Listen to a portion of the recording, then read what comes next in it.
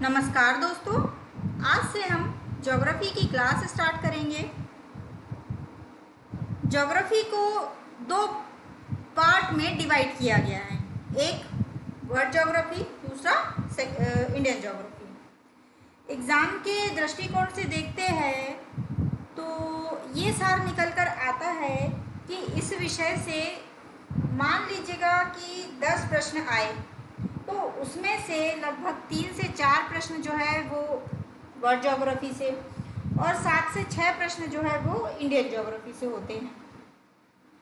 Indian geography से भी देखें तो जो 5 से 6 प्रश्न हैं वो हमको भारत के परिचय से लेकर के नदी तंत्र तक देखने को मिलते हैं, जैसे कि दर्रे, पर्वत, पठार, ठीक है, नदियाँ, झील आदि। तो यहाँ से जो है वो प्रश्नों के आने की संभावना अधिक रहती है और बाकी का जो पार्ट है उससे 1 या 2 प्रश्न आते हैं।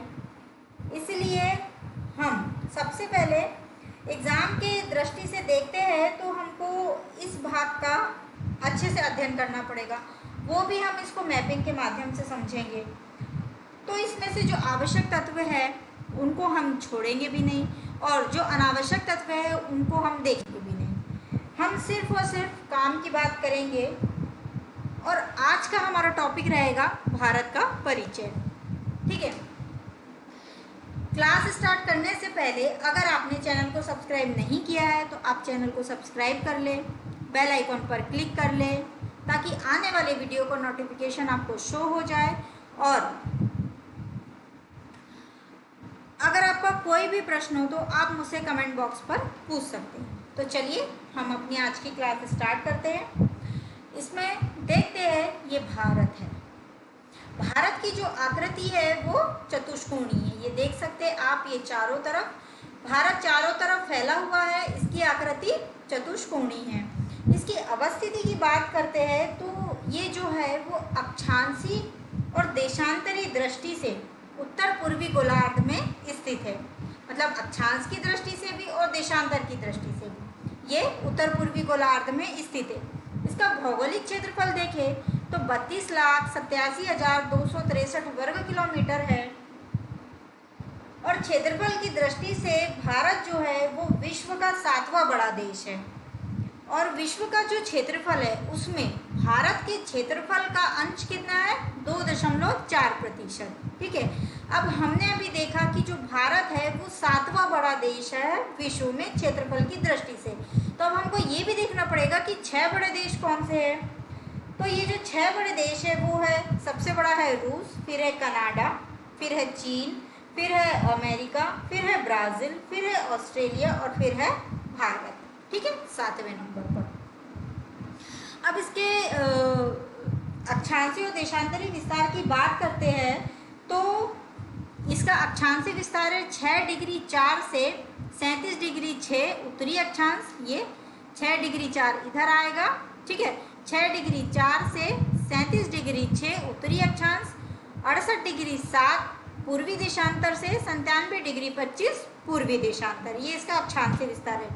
यहाँ आप लोग एक बात बहुत ज़्यादा ध्यान रखिएगा, अगर आप लोगों से इस तरीके का पूछा जाए कि भारत के मुख्य स्थलीय भूभाग का अक्षांशीय विस्तार क्या है, मतलब स्थलीय भूभाग का अक्षांशीय विस्तार पूछे तो वो है 37 डिग्री 6 उत्तरी अक्षांश से 8 डिग्री 4 उत्तरी अक्षांश। वैसे अक्षांशीय विस्तार पूछे तो 37 डिग्री 6 से 37 डिग्री 6 से 6 डिग्री 4 उत्तरी अक्षांश, लेकिन स्थलीय भूभाग, मुख्य स्थलीय भूभाग का अक्षांशीय विस्तार पूछे तो कितना बोलना है, 37 डिग्री 6 से 8 डिग्री 4 उत्तरी अक्षांश। ठीक है, अब इसकी उत्तर से दक्षिण की लंबाई देखें तो 3,214 किलोमीटर है। ठीक है, और पूर्व से पश्चिम की लंबाई देखें तो 2,933 किलोमीटर है। ठीक है, इसका उत्तरतम बिंदु है इंदिरा कॉल जो जम्मू कश्मीर में स्थित है। दक्षिणतम बिंदु है इंदिरा पॉइंट, इसको पिग्मेलियन पॉइंट के नाम से भी जाना जाता है, ये अंडमान और निकोबार में स्थित है। ठीक है, इसका पूर्वी बिंदु है किबीधु जो अरुणाचल प्रदेश में स्थित है और दक्षिणतम बिंदु किसका है, इसका क्या है, गुजरात, गौर माता जो गुजरात में स्थित है।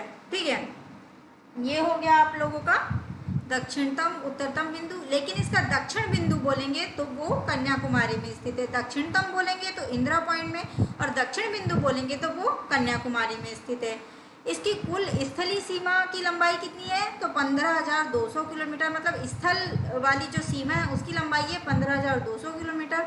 द्वीपों समेत तटीय सीमा की लंबाई, द्वीप मतलब लक्षद्वीप, अंडमान निकोबार, इसके समेत, और ये जो तटीय जितने भी राज्य लगाते हैं इनके समेत इसकी लंबाई की बात करें तो वो है 7,516.6 किलोमीटर। और कुल सीमा, तो इन दोनों को जोड़ देंगे, स्थलीय और तटीय पूरी सीमाओं को जोड़ देंगे तो निकल के आ जाएगी कुल सीमा कितनी? 22,716.6 किलोमीटर। ठीक है, ये हो गया भारत का सामान्य परिचय। अब आगे और देखते हैं। अब हम देखते हैं कि भारत से कितने देश सीमा लगाते हैं, भारत के राज्य कितने देशों से सीमा लगाते हैं, जलीय सीमा लगाने वाले देश कौन से हैं, और स्थलीय सीमा लगाने वाले देश कौन से, कर्क रेखा कितने राज्यों से गुजरती है, मानक समय रेखा कितने राज्यों से गुजरती है, इनको हम अब देखते हैं। ठीक है, तो ये भारत के सारे राज्य है और केंद्र शासित प्रदेश भी है इसमें। अब देखते हैं कि कौन कौन से देश जो है वो भारत से सीमा लगाते हैं। तो पाकिस्तान, अफगानिस्तान, नेपाल, चीन, भूटान, बांग्लादेश, म्यांमार, और इधर आएगा श्रीलंका, और इस तरफ आएगा मालदीव। ठीक है, तो स्थलीय सीमा लगाने वाले देश कितने हैं? 7। कौन कौन से? पाकिस्तान, अफगानिस्तान, नेपाल, चीन, भूटान, बांग्लादेश, म्यांमार।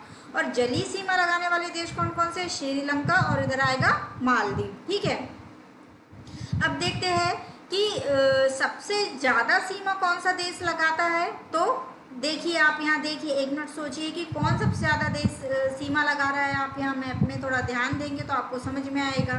ठीक है, चलिए देखते हैं। अभी तक आपने समझ लिया होगा, तो अब देखते हैं। जैसे ये बांग्लादेश, सबसे ज़्यादा सीमा लगाता हमको बांग्लादेश ही दिख रहा है, इसे पश्चिम बंगाल, ठीक है, मेघालय, असम, त्रिपुरा, मिजोरम। ठीक है, ये जो है ये सबसे ज़्यादा सीमा लगा रहा है कौन? बांग्लादेश। और ये जो राज्य है ये बांग्लादेश से सीमा लगाते हैं, यानी भारत के राज्य जो है कौन कौन से? पश्चिम बंगाल, मेघालय, त्रिपुरा, असम, मिजोरम, ये बांग्लादेश से सीमा लगाते हैं। इसके बाद हमको कौन सा देश दिखता है दूसरे नंबर पर सीमा लगाने वाला? तो वो है पाकिस्तान। कौन कौन सा इसमें? गुजरात, राजस्थान, पंजाब, जम्मू कश्मीर। ठीक है, ये जो 4 राज्य है वो पाकिस्तान से सीमा लगाते हैं।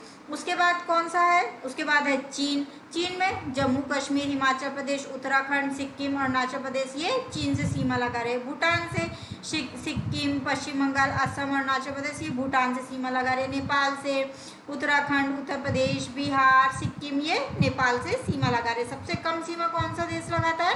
अफगानिस्तान, सिर्फ जम्मू कश्मीर से, एक राज्य से। म्यांमार से भी देखें तो कौन कौन से? ये अरुणाचल प्रदेश, नागालैंड, मणिपुर, मिजोरम, ये जो इधर वाला पार्ट है ये पूरा म्यांमार से सीमा लगा रहा है। इस वाले भाग को 7 बहनों की संज्ञा भी दी जाती है। ठीक है, जैसे 7 बहनों में अरुणाचल प्रदेश, असम, नागालैंड, मणिपुर, मिजोरम, मेघालय, ये जो इधर वाले जो राज्य हैं इनको 7 बहनों की भी संज्ञा दी गई है।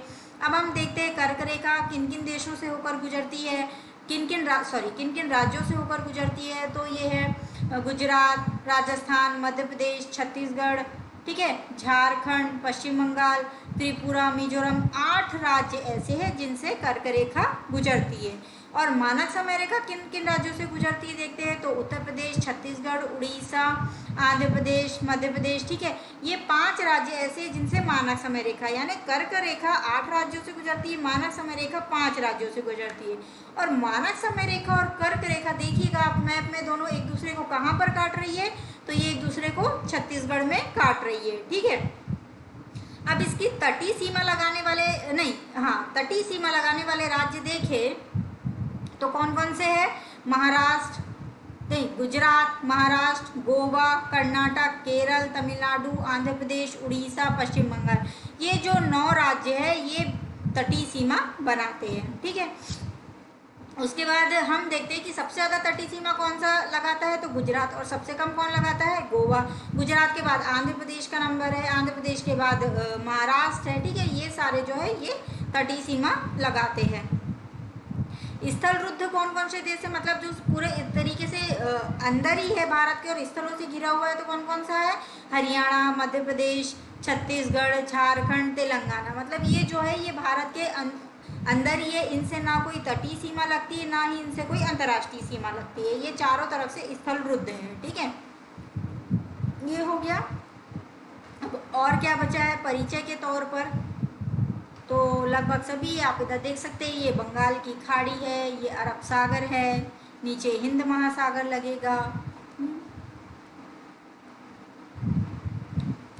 चलिए आज के लिए इतना ही, आगे का अगले वीडियो में।